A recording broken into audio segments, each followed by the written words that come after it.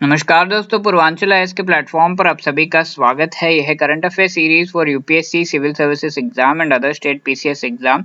आज हम चर्चा कर रहे हैं about the UN human rights council. ये रिसेंटली न्यूज में था। क्यों ये human rights council United Nations का रिसेंटली न्यूज में था, क्या था ये न्यूज और what is UN human rights council, ये सब हम डिस्कस करेंगे in this session. Purvanchal IAS is a venture for sustainable education by Dr. Ravi Agrahari sir and his team. इस सेशन के पीडीएफ के लिए आप जो है हमारे टेलीग्राम चैनल पर जाएं और वहां से आपको इस सेशन का पीडीएफ, इस लेक्चर का पीडीएफ मिल जाएगा। ऑल्सो ऑनलाइन क्लासेस के लिए of rest of the subjects Purvanchal IAS के ऐप को आप डाउनलोड कर सकते हैं from the Google Play Store, or you can call us on this number. We are really thankful for the support. And आज का हमारा डिस्कशन का टॉपिक है United Nations human rights council. Okay, तो रिसेंटली ये न्यूज में था because United states the US है, उसने अनाउंस किया है that it would rejoin the United Nations human rights council that it left in 2018। तो पहले ट्रम्प यहाँ के जिस तरह से जो है प्रेसिडेंट है हमारे यूनाइटेड स्टेट्स ऑफ अमेरिका के, तो ट्रम्प ने जो पुल आउट कर लिया था फ्रॉम द यूएनएचआरसी, तो अभी बाइडेन वहाँ के जो प्रेसिडेंट हैं, इनके एडमिनिस्ट्रेशन में वापस से यूनाइटेड स्टेट्स ऑफ अमेरिका वो यूएनएचआरसी का एक सदस्य बन गया है।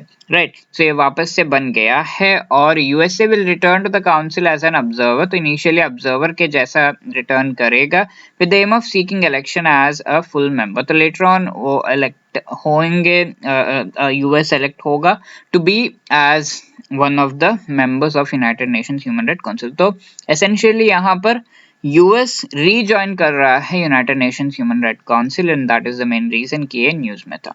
तो ह्यूमन राइट्स काउंसिल क्या है? एक इंटर गवर्नमेंटल बॉडी है with in the United Nations system, responsible for strengthening the promotion and protection of human rights around the world. Okay, तो ह्यूमन राइट्स से रिलेटेड कन्वेंशन वगैरह यूनाइटेड नेशंस के द्वारा बनाए गए, यूनाइटेड नेशन जनरल असेंबली के resolutions में कई सारे ह्यूमन राइट्स से रिलेटेड चीज़ें जो है की गई हैं। But we need on the international level कि कोई वॉच डॉग हो जो इस पूरे फ्रेमवर्क के इम्प्लीमेंटेशन को भी जो है ध्यान में रखे and it can come up with suggestions, it can come up with recommendations जो स्पेसिफिक कंट्रीज को दी जाए सो दैट ह्यूमन राइट्स का जो है इन कंट्रीज में अगर एब्रिज होता है ह्यूमन राइट्स तो वो चेक हो। Right, so for all of those reasons human rights council work करता है सो दैट ह्यूमन राइट्स जो हैं पीपल के वो एब्रिज ना हो।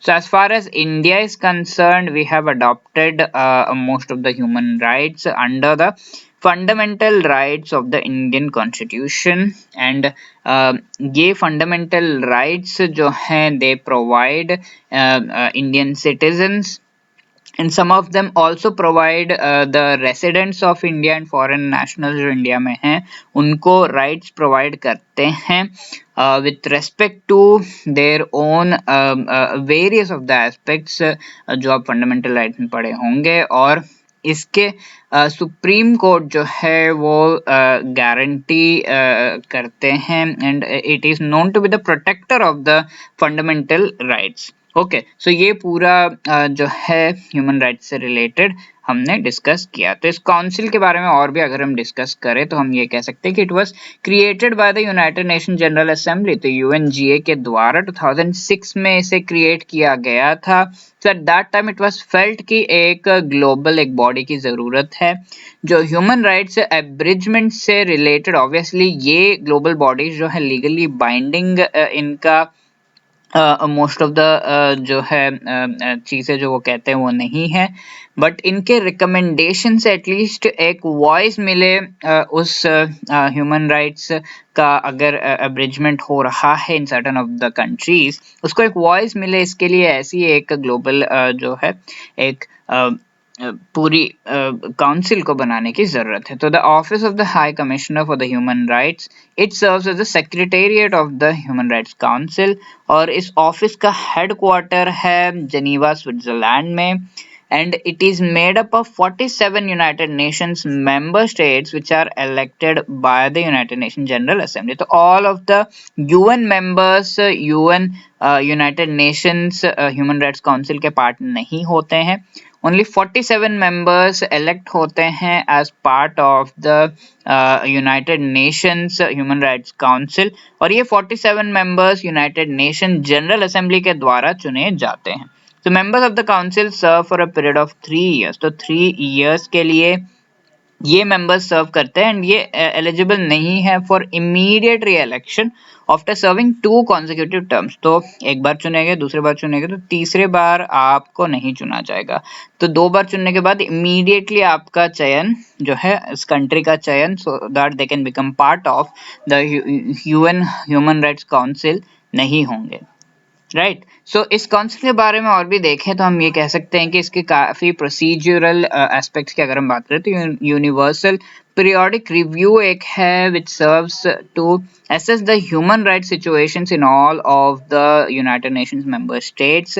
Also advisory committee एक बहुत ही important part है, it serves as council's think tank.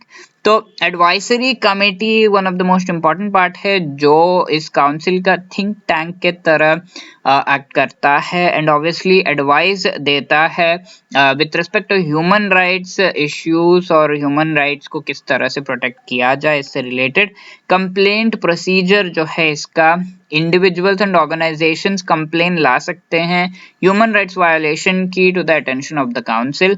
UN special procedures की अगर हम बात करें तो these are made up of special rapporteurs, special representatives, independent experts and working groups जो monitor, examine, advise and publicly report करते हैं और thematic issues और human rights situations in specific countries। तो ये सारे जो हैं UN special procedures के part बनते हैं। तो related to the membership अगर हम बात करें, key concern for some critics has been the composition of the council membership, which sometimes includes countries widely perceived as human rights abusers।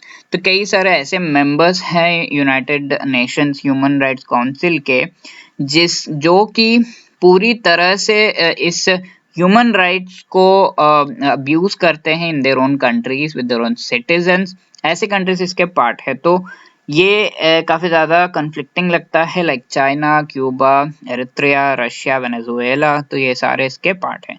और also there is another issue where in disproportionate focus है, US से pull out कर लिया था from the agency in 2018 due to the disproportionate focus on Israel, which has received by far the largest number of critical council resolutions. So council resolutions pass करता है so that there can be changes made as far as human rights protection is concerned in various countries. तो Israel के खिलाफ बहुत सारे critical resolutions पास किए गए हैं, एंड ये काफ़ी डिस्प्रपोर्शनेट है, इस वजह से यूएस ने पुल आउट कर लिया था from this UNHRC. Right, so all of these things we have discussed about the United Nations Human Rights Council. In the previous session we have discussed this question जहाँ हमने देखा था कि which of these is correct with respect to India-Poland relations. India and Poland diplomatic relations were established in 1954, leading to the opening of the Indian embassy in Warsaw in 1957. Indian investments Poland में $3 billion value करते हैं, so both of them are correct. C1 and 2 is the correct answer. इस session के लिए आपका question है which of these is correct with respect to UN Human Rights Council. The council was created by the UNGA in 2006, replaced former United Nations Commission on Human Rights. Office of the High Commissioner for Human Rights serves as the Secretariat. जो भी आपको सही लगता है ABCID please mention करें in the comment section. और हम आपके लिए करंट अफेयर्स कोर्स लेकर आए हैं जो कि complete current affairs along with practice questions आपको जो है मिलेगा, और ये पूर्वांचल आईएएस के ऐप में आप इसको जो है अवेल कर सकते हैं। We also have the NCERT course जहाँ पर पूरे के पूरे एनसीईआरटीज कवर किए जाते हैं। Also the UPSC, UPPSC, MPPSC और सीजीपीएससी के full GS online courses, prelims cum mains का कंप्लीट सिलेबस हम कवर करवाते हैं। And online subject wise courses also we have prelims cum mains का कंप्लीट सिलेबस कवर कराने के लिए। Thank you, all the best, and for any other query you can contact us on these numbers. As far as correspondence courses in the English medium books, face to face classes are concerned. Thank you.